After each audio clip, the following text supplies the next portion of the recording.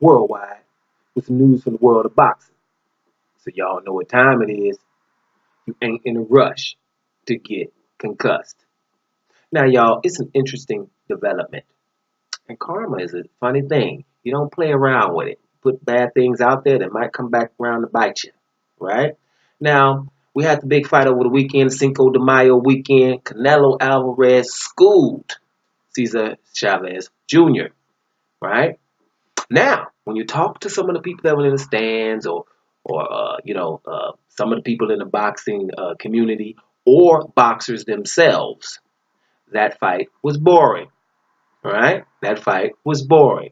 You have middleweight contender, pretty much one of the baddest middleweights out there. Daniel Jacobs said he almost went to sleep.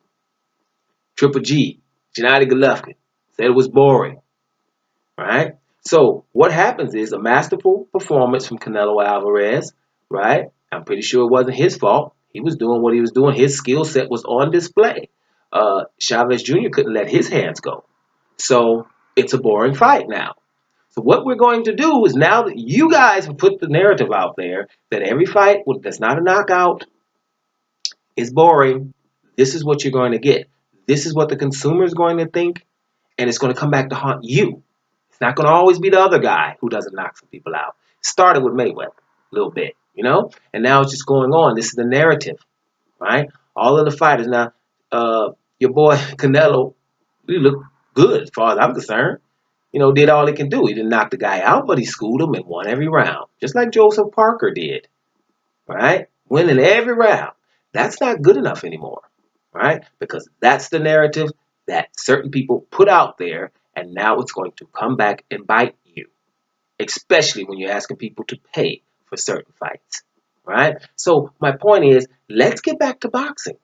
It's not going to be a knockout every time, especially when these guys are skillful and at the top of their game, right? When you're coming up and you're fighting people where the disparity is very large, then you're going to have knockouts because somebody is not that good, especially defensively. Some fighters, get to the top of the game and still don't have a really good defense, right? Probably what the last thing you learn. But anyway, it was just very interesting to hear Daniel Jacobs say he almost went to sleep and Triple G say the fight was boring, right?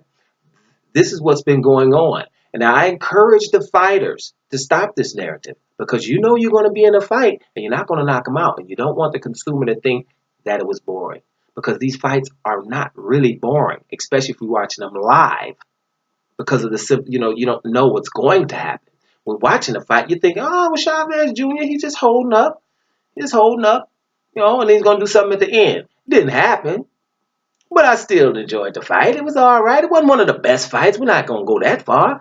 But boring, and we're calling all fights boring lately, right? And this is what's going to happen, especially when you're on pay-per-view. So be careful what you're talking about. Fighters, leave that boring narrative alone because it's going to come back to bite you because everybody's not knocking out everybody. And you guys, as fighters, know it best. So don't put that narrative out there, right? Because, like I said, karma is a mother, right? Check that out. Doma Sports Talk, worldwide, and I'm up out of here.